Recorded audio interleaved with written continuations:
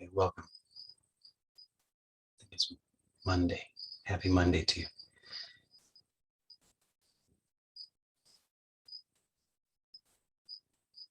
Maybe not happy Monday.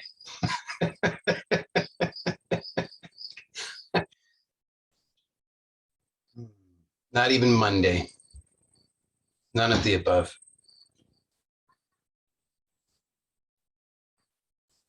So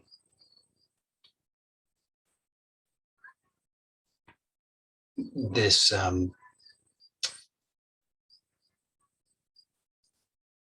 looking for a place to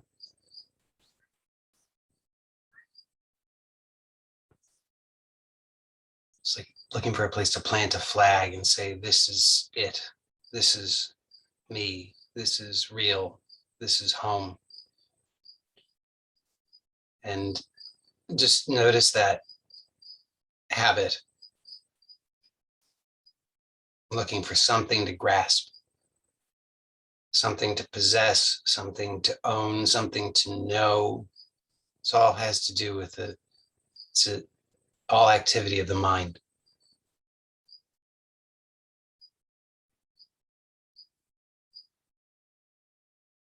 And then just notice how profoundly painful that is. There's no rest in that.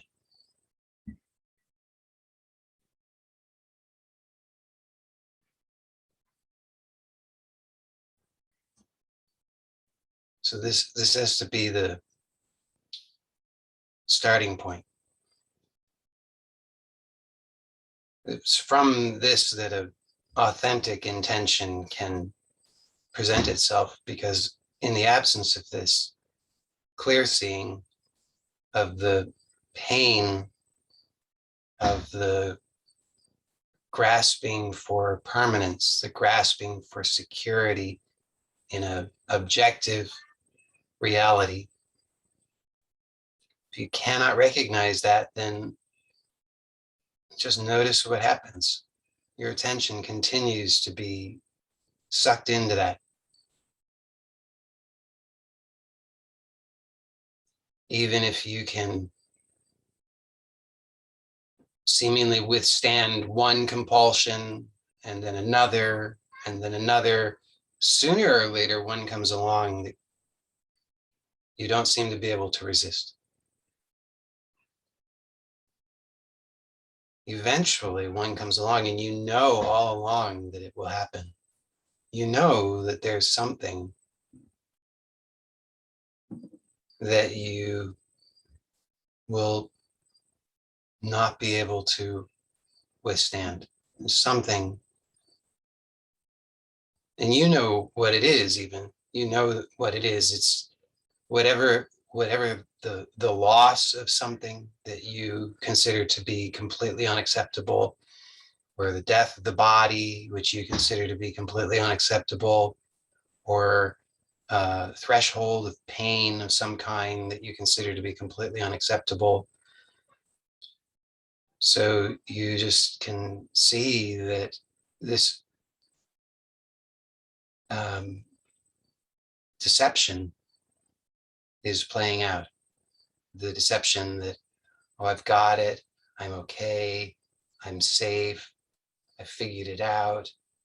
Because if you really look more sincerely, you'll recognize that there's something that you're afraid of. There's some condition or conditions that are intolerable to you and that you desperately hope will never come to pass, because you know that, or at least you have severe doubts as to whether you would be able to be restful. And so that subtle agitation, maybe you perceive it as subtle, maybe you don't, maybe you perceive it as if it's really in your face, then it's not subtle at all. But from a sort of common perspective, we could say it's subtle, because, you know, the common perspective, if we can say there is such a thing, is not very sensitive. But when there's a heightened sensitivity, when there's a refinement of sensitivity, then that which is subtle is very obvious, and then it can be very painful. But the point is that that pain is there all along. The pain of misidentifying,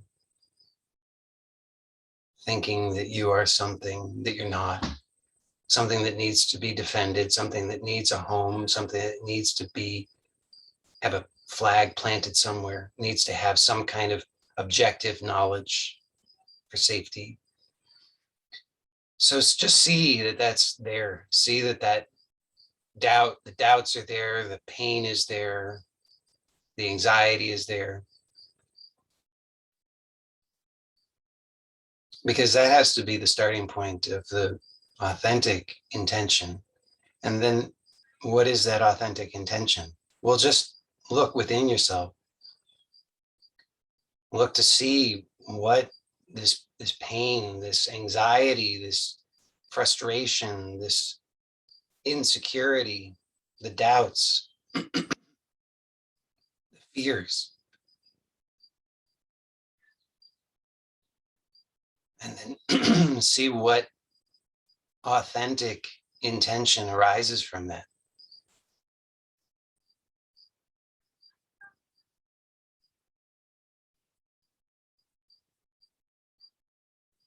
And clearly, the authentic intention is, I must know true freedom. I must know true peace. Unconditional. Because nothing else can offer what it is that I'm truly longing for. No amount of acquisition, achievement, none of that can offer me what I really am longing for. I'm longing for that supreme relief. Relief that won't be upturned and upset just because some other compulsion, some other fear, some other anxiety presents itself. That cannot be upset because of the changing conditions, because suddenly there's a thought or a feeling or an image or a memory or a projection.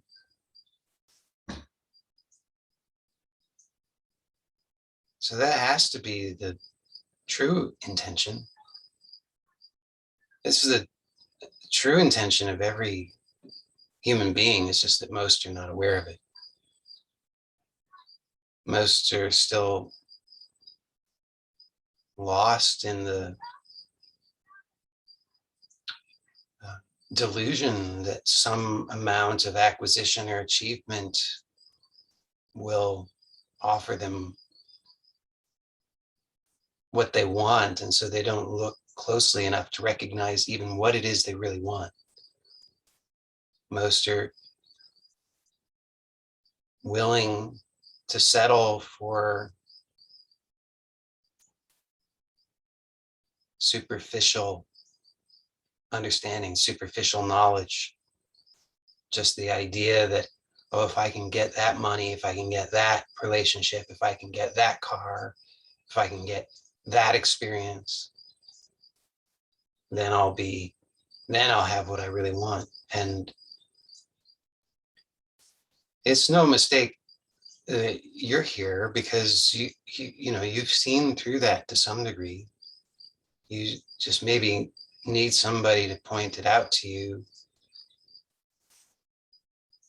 so that you can recognize it. But you have that recognition comes because it's already been seen. It's already, and if you consider what the word recognize points to, so it's to recognize.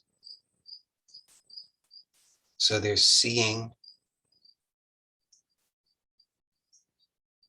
and there's remembering, both happening. So we have to see it and we have to remember it. It's not something new, it's something that's remembered because it's already so. but we have to see it.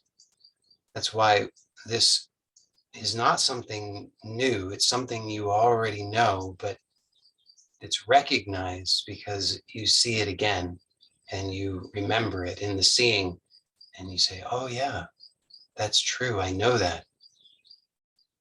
So on some level, you've already seen,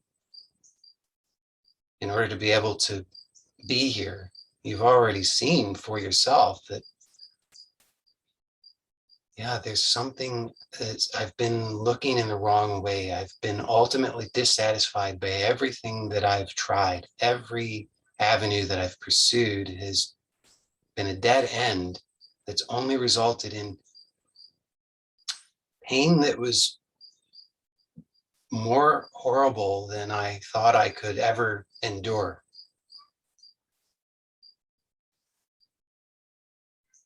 And so in that, there's a glimpse of something. And then I'm just pointing it out, which is that none of those things will satisfy you. None of them. Not a single one. Not any of them.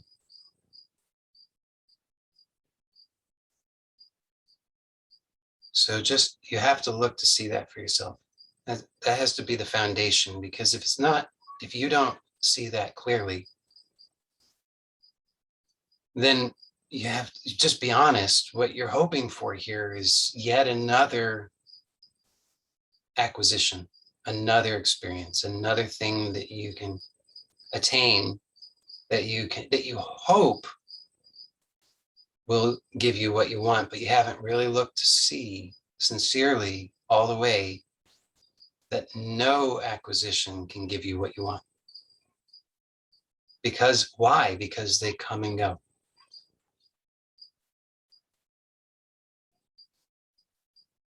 So no matter how severe your perception of the pain and suffering is right now, whatever your mind tells you is the fix to that. And it might be a clear idea, or it might be very vague. It might just be, whatever is the fix, I want that. Anything other than this misery, sometimes that's the state of things. Sometimes the pain is so horrible, so excruciating, that you can't even conceive of in a concrete way what the fix might be, but you just desperately pray, please let the fix come. Whatever it is, just let it come. I need it more than anything. I can't endure this even for another second. And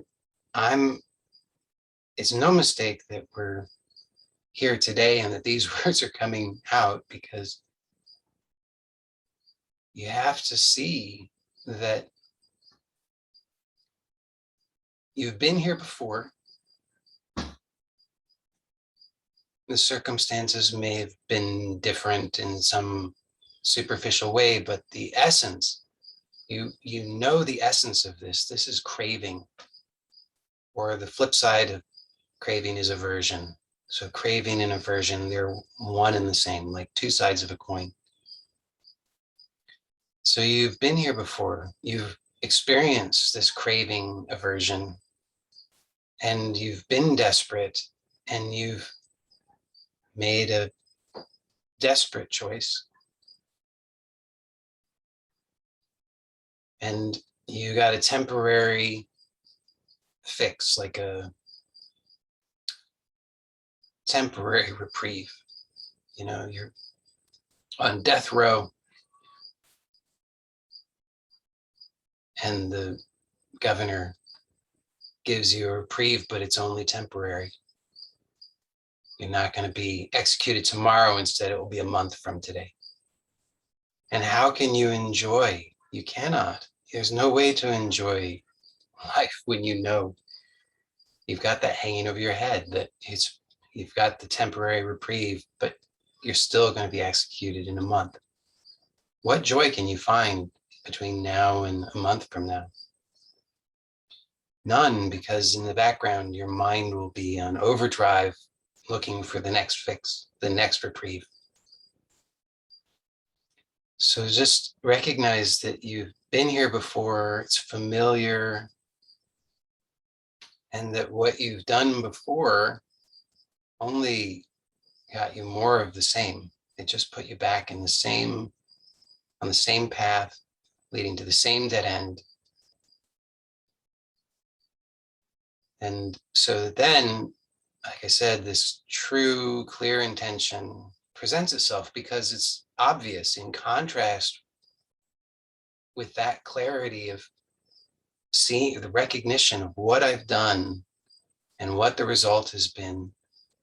Then clearly the only thing that we really truly want, and therefore what our true intention is for that which is not transient, that which is eternal, that which is not conditional, that which does not depend upon anything, doesn't depend upon our opinion, it doesn't depend upon the judgment, it doesn't depend on the feeling, it doesn't depend upon the thought, it doesn't depend upon other people, it doesn't depend upon circumstance, it doesn't depend upon the body, it doesn't depend upon time, it doesn't depend upon anything.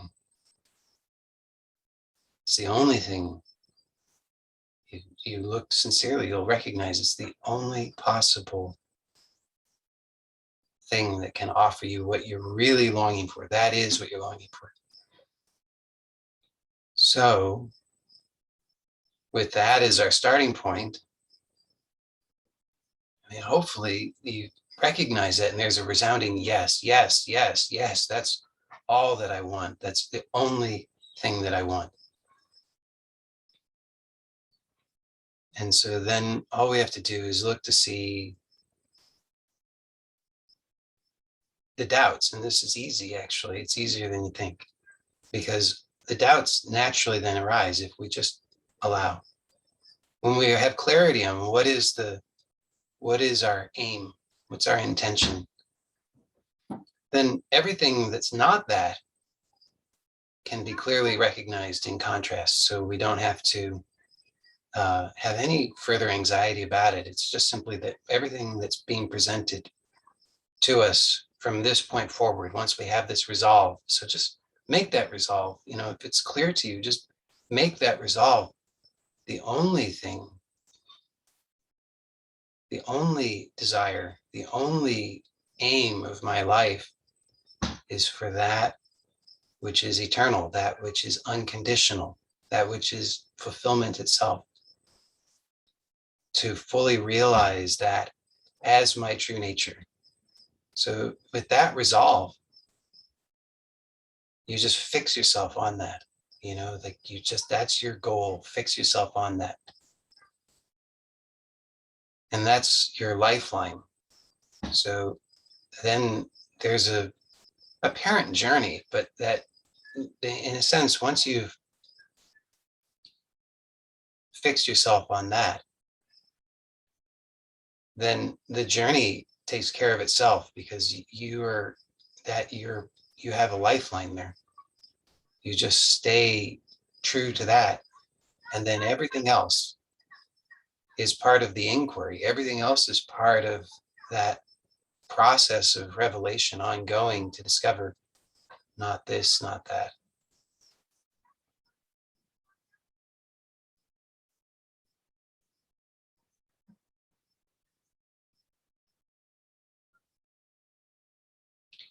So let's look to see what presents itself. Now we'll start from a high level, because this is like in one broad sweep, we can actually just completely dismiss all that is not that. Whether this connects or not, that I cannot say. But it makes sense to start here because here, if it connects, it takes care of everything. So just, you can do this with eyes open or eyes closed, as we did, I think, on Friday. You just be true to yourself, whatever is needed for you. So with eyes closed, it may be easier. With eyes opened, it's more integrated. Both are valuable.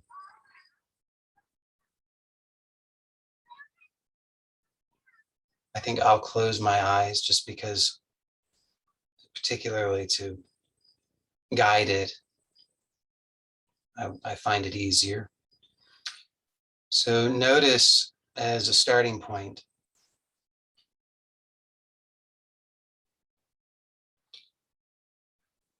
that you are here.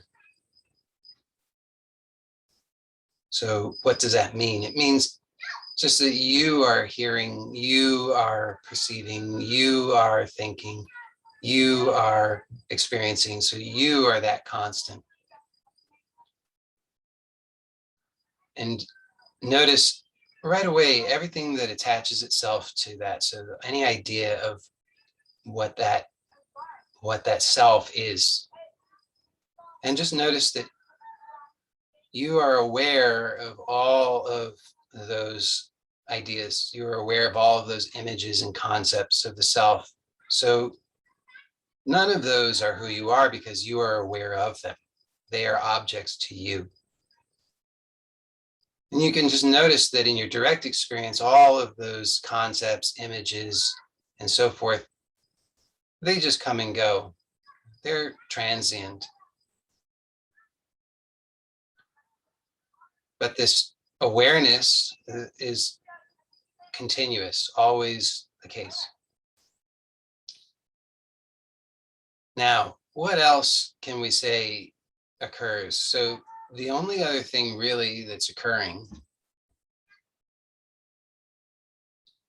are, we could call them thoughts, if we use that term very broadly. Okay. And these thoughts that I would actually say that any thought is a doubt.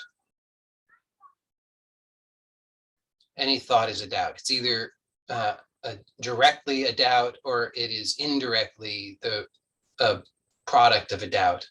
So it's an extension of a doubt.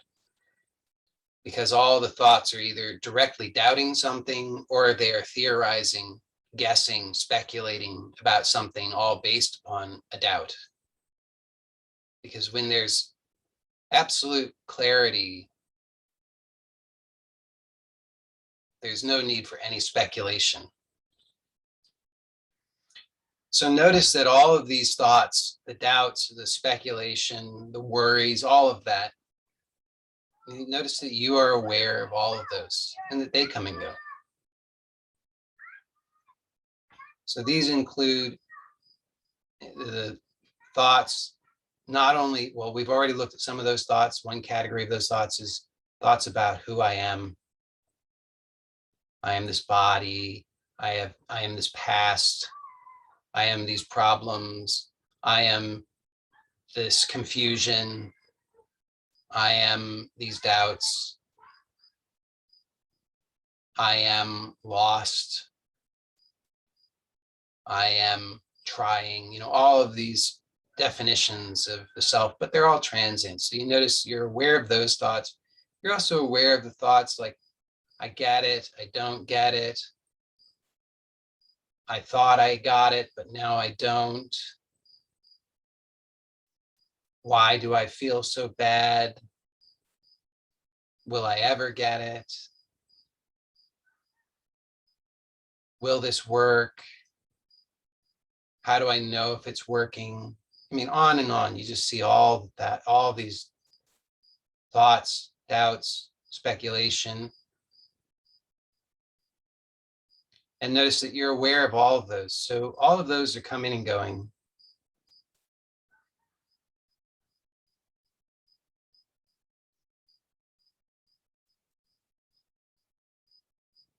Now, if you were any one of those, you couldn't be any of the others. Or certainly if you were one of them, and then when that one went away and the next one arose, you could say, in a sense, like reincarnation, you have been reincarnated, but you then reincarnated is this new thought, this new doubt, this new speculation, this new identity, would have no knowledge of the previous one, which is gone. And that's not actually your experience. Your actual experience is that you are continuous. You are aware. You are that which registers all experience. So the experiences are transient. You are that which is eternal. Now, you can notice that this eternal self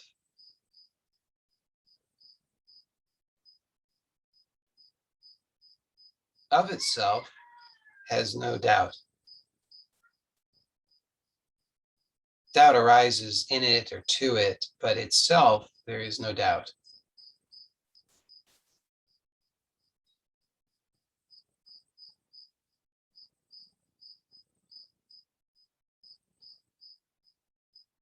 No problem, no pain, no suffering. None of these things apply to this eternal self. Okay, so maybe that's clear. If that's clear, then congratulations. Then just continue to rest here. Just continue to rest in this clear seeing, clear realization. Just noticing that everything comes and goes, all of it, all of these objects, they're all objects of awareness, but you are that awareness. And all that sometimes seems to happen is that there's a kind of latching on or grasping to a particular one of these notions for some while. And there seems to be a contraction. There seems to be a sense of, I am limited, I am suffering, I am in pain. And that also is seen effortlessly. So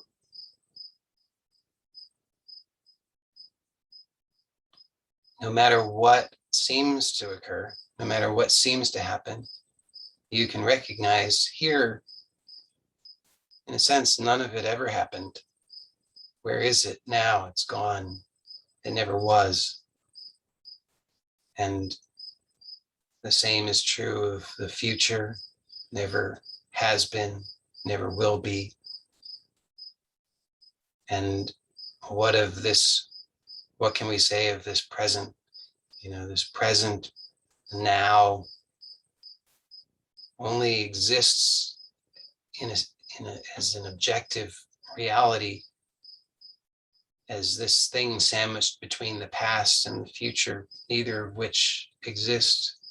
So this present also doesn't exist as an objective reality. There's nothing to be found. There's only total freedom. So if this is clear, then that's wonderful. Then nothing more is needed. Okay. Now, it's also possible that you say, but it's not clear.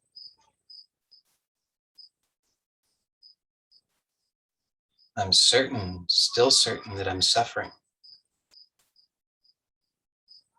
Okay, so many other ways we can look at this. So let's look at this a few more ways.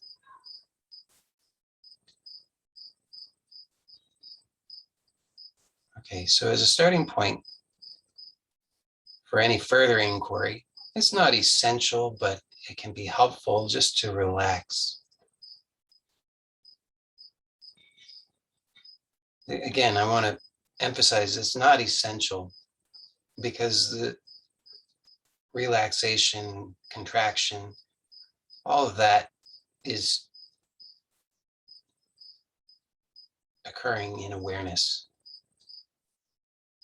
The relaxation and the contraction, they are both transient in terms of being phenomena.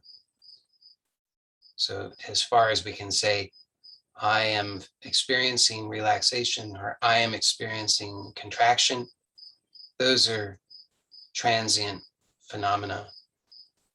But relaxation, in a sense, it points to something that is transcendent of that experience of relaxation, which is why it can be helpful. Why is that? Because your essential nature is already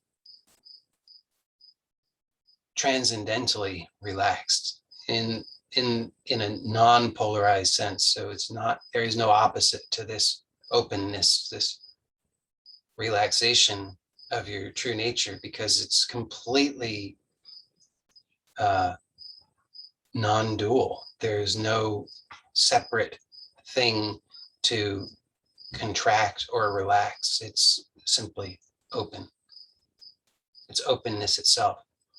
And you can notice that all experience comes and goes in this with no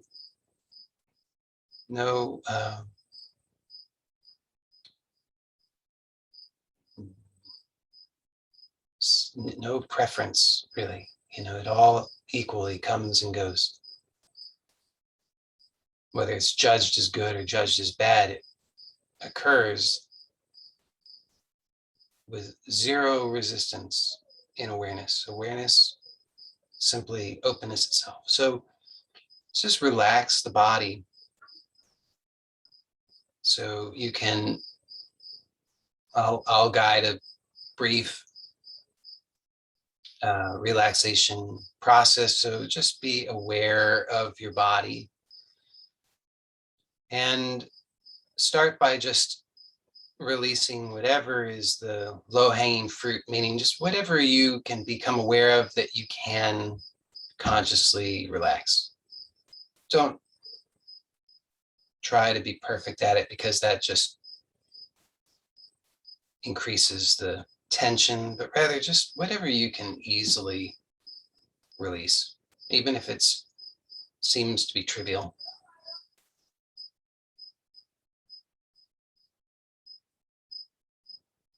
And now I'll list off some parts of the body, and all you need to do is just follow along by directing your attention to the part of the body that I say. And to whatever degree is possible for you, just relax and soften and release that part of the body. And here too, don't aim for perfection. Just let it be easy. Maybe it seems like you can't let go of anything. That's fine. And just follow along as I say the parts of the body. I'll be moving somewhat quickly. Don't linger at a part of the body trying to get some kind of perfection in relaxation. Just follow along, keep up with the pace. It will be better that way. Top of the head, forehead, left eye, right eye, tongue, inside of the throat, left ear, right ear, back of the head, left shoulder blade, left elbow, left wrist, left palm, left fingers, right shoulder blade, right elbow, right wrist, right palm, right fingers.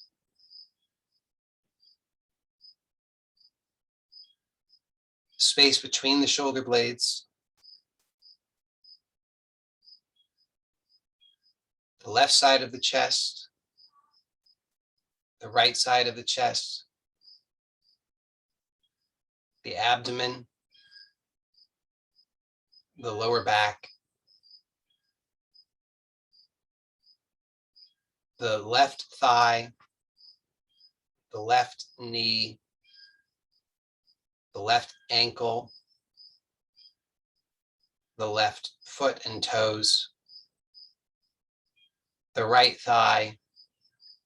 The right knee. The right ankle. The right foot and toes. So now there's most likely a greater degree of relaxation than previously. And of course, that might reveal other things that you hadn't previously been so aware of.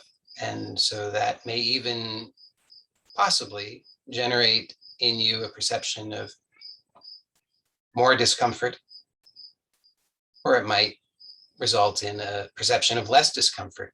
Either is possible, either is fine, neither is actually better or worse. Whatever your experience is fine. Now just see if you can allow yourself to be still, restfully still.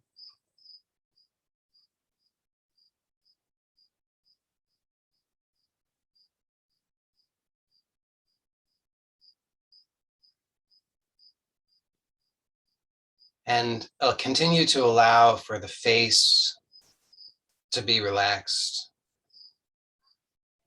and the inside of the head as well. That might seem odd, but just see that you can become aware of the inside of the head and let the inside of the head become very relaxed.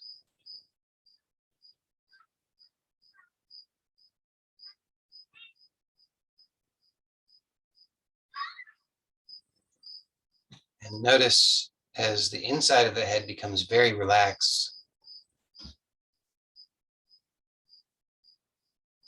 that the mind becomes relatively still.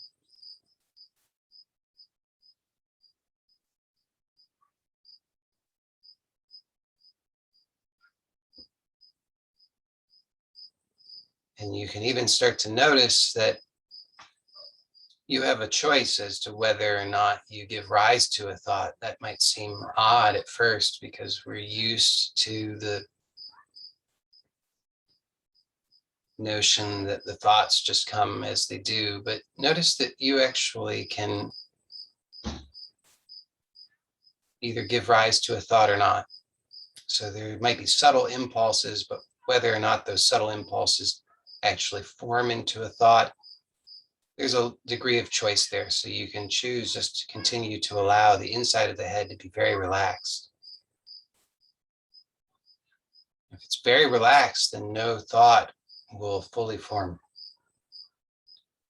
And so the mind can become very quiet. And of course, it depends on many other factors, how easy you find this to be. So some of you will find it to be very easy.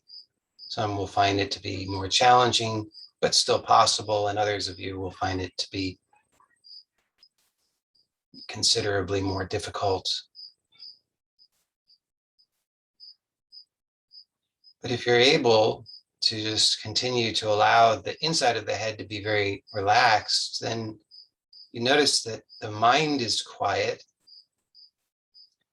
So now there's no labeling of the experience going on. There's no comparison, reflection. And so now, in a sense, you could say that you're seeing clearly what is, rather than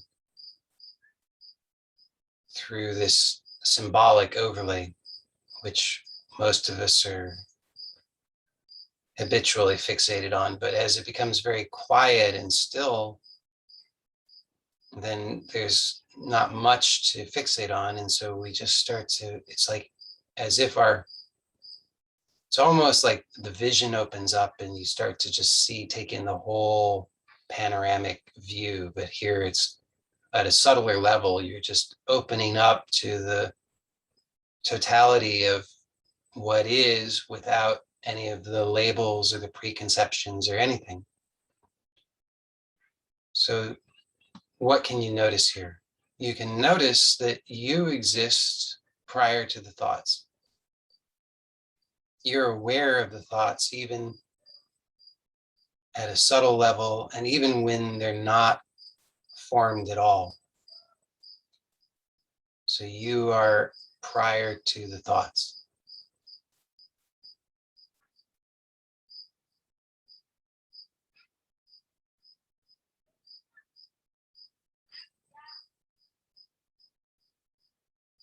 So just notice what that is. Notice that which is prior to the thought. So you know that you exist. This existence is obviously the case. You don't have to think to be aware of yourself existing. No thought is needed for that.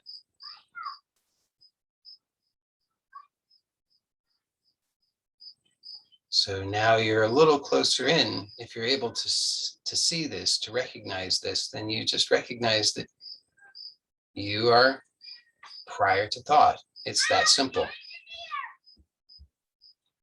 course,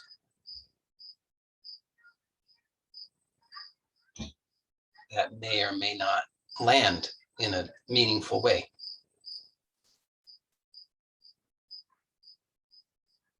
If it lands in a meaningful way, then what happens is you just realize, and you just stay here. Not necessarily forever, but for now, because there's a realization that this is restful, this is enjoyable, at least in comparison to that thought fixation habit.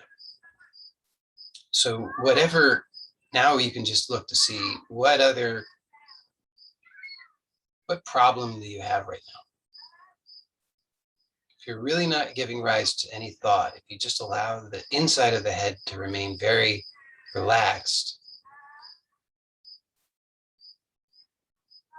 there can't be any problem.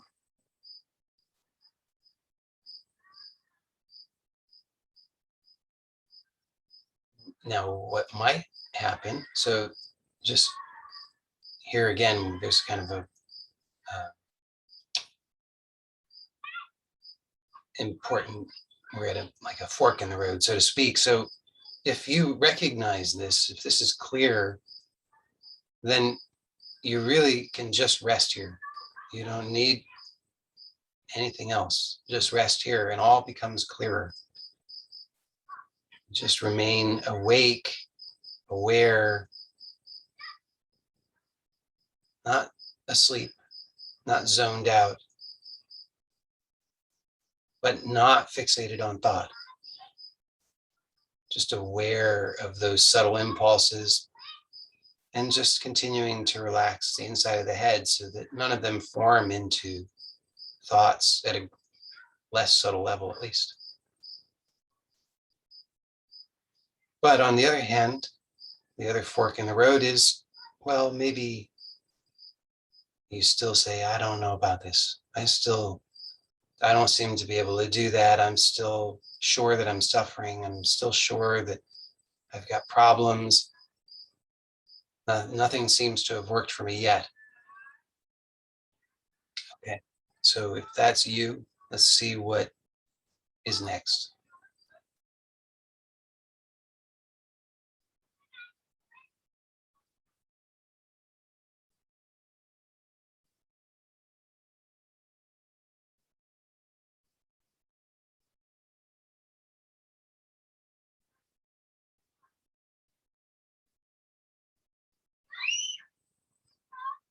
Okay.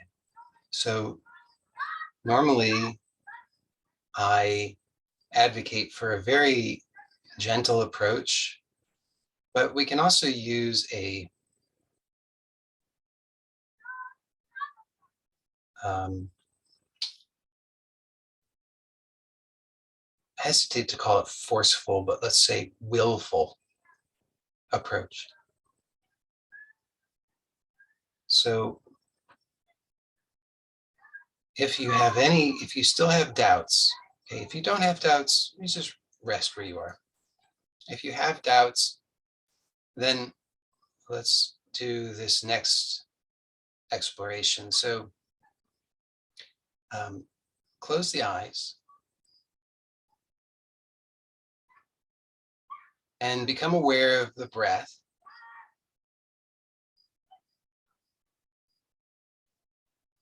And keep your attention on the breath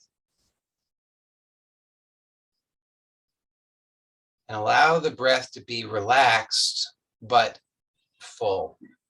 So not forced, not exaggerated per se, but complete.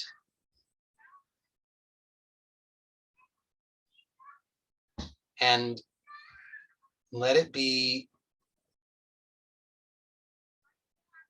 such that now you start to have a sense that as you're breathing, it's that it's like you're sweeping your insides with a, like a broom made of light.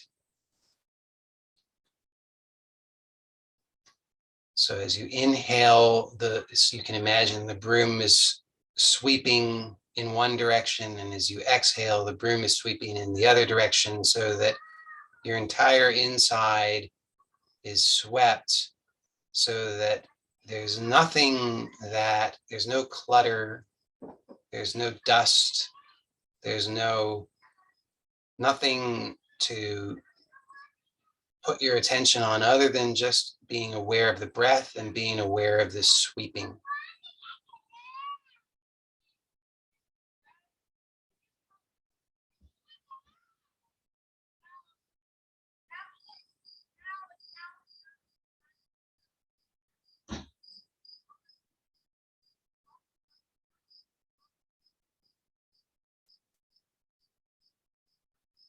And as you do this, you may start to feel, it's possible, you may feel energy. If so, that's fine. You may have some sort of sense of visualization associated with this or not. So whatever the experience is fine. But just stay with it for a few more breaths.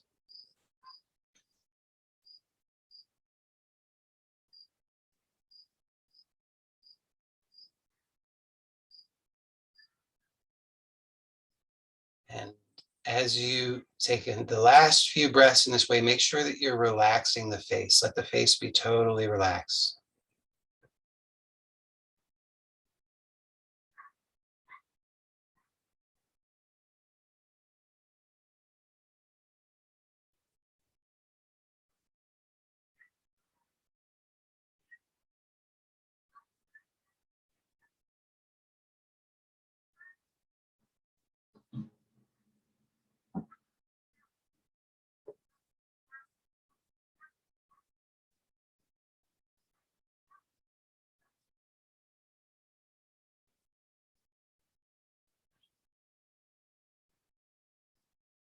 Okay, and then you can let go of that focus on the breath and the sweeping and just rest for a moment. Let everything be relaxed, open, soft, and just notice that there's a kind of spaciousness. It's temporary, but just observe that for a moment. Just notice that spaciousness within.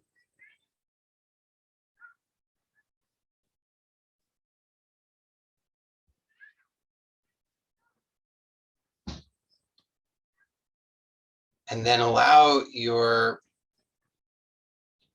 perception of that spaciousness to relax even more, so that you're making no effort to perceive anything, to even see spaciousness, but rather you're just resting in that subtler spaciousness of awareness, making no effort, nothing's needed, and just simply notice that you are.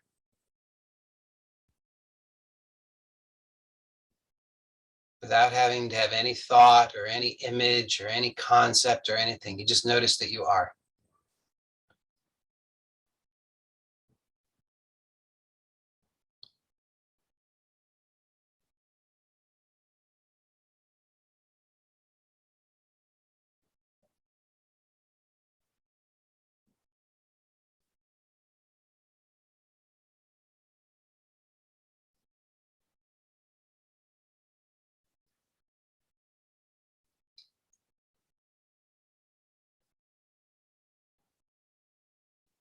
So now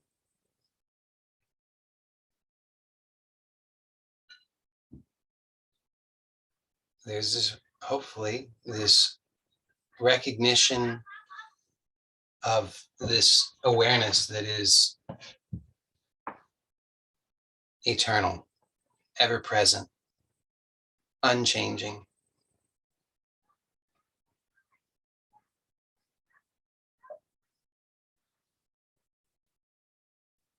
And you can recognize that everything that you are aware of, anything you can conceive of, is transient. It comes and goes. So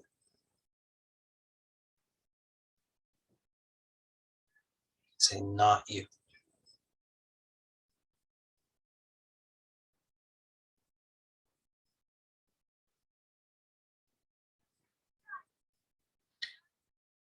However, even though it's not you, in the sense that it's not that which you actually know yourself to be, because this actual knowing of yourself, it's not new. It's always been the case. You've always known, oh, this is me. I'm this one. Not this body, this mind, these ideas, but this awareness, this unchanging source of all perception. But all that I am aware of, even though it's not me in one sense, neither is it separate from me.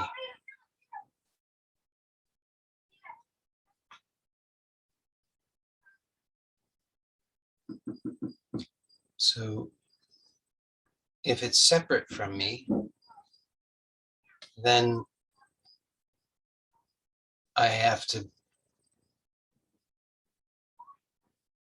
still be on guard, in a sense.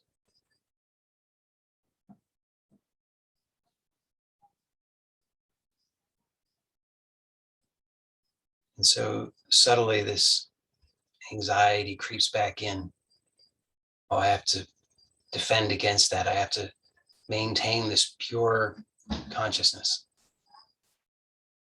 But just notice that pure consciousness remains always untouched.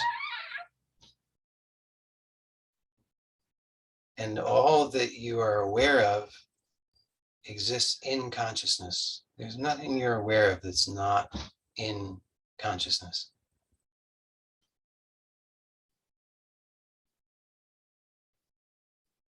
So now you can begin to take this recognition of this, of your true nature, as this openness, this supreme openness, this complete pure openness, pure okayness, pure freedom, and begin to bring that reality into the world of appearance. Why would we do this? Because we don't want to have any confusion. We don't want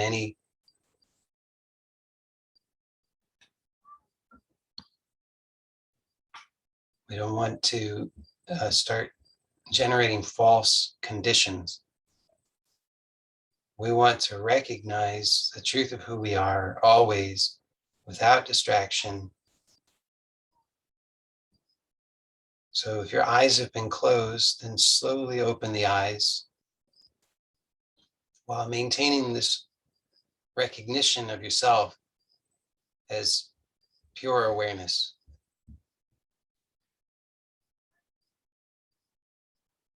And notice that this pure awareness that you are remains untouched, even with eyes open.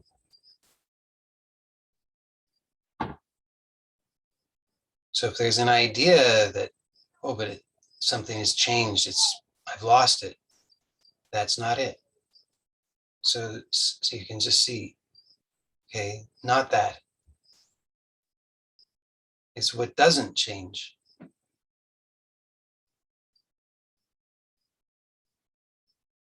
So it's that which is unchanging, that which is completely dependable, that which is completely transcendentally safe, so safe that even the idea of safety is incomprehensible to it because there's no notion of threat.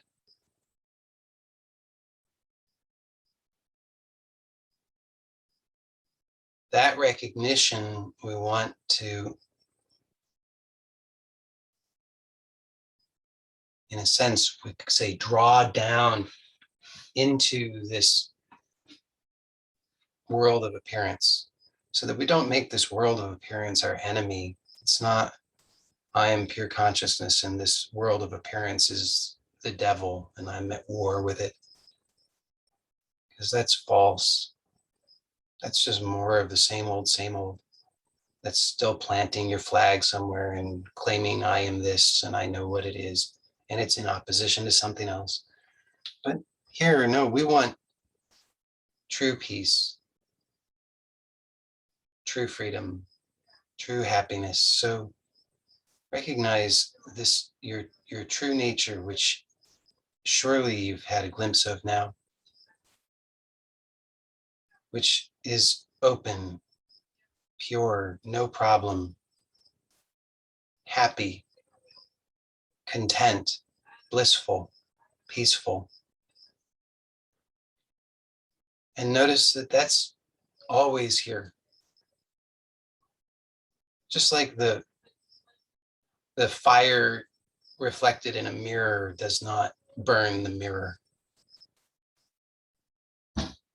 or the fire in a movie projected on the screen does not burn the screen.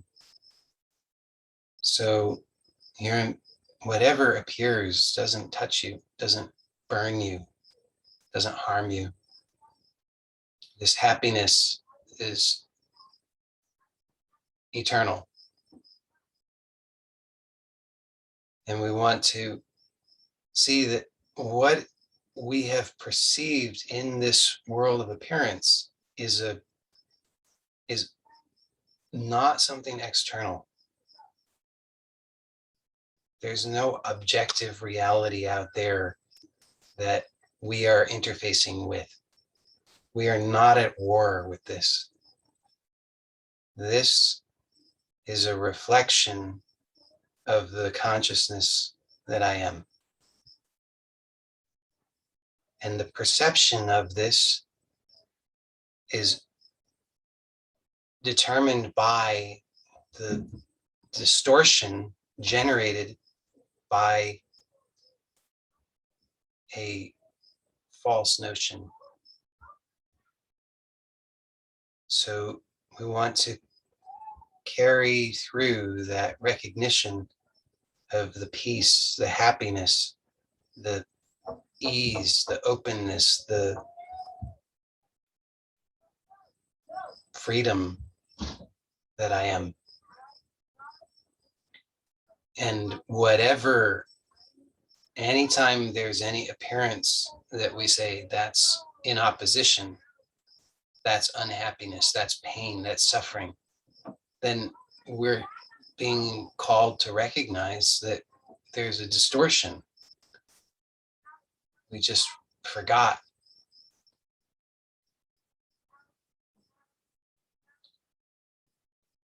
So that's all for the formal portion today. And for those who are here live, we'll stay on for the Q&A. And so I'll end this recording now. I think everybody here knows by now, but I'll just say it anyway. When I end the recording, Zoom makes an announcement. So don't be startled by that. I think it's a little loud. I don't know what your experience is, but it seems loud to me. So I'm going to click that button now.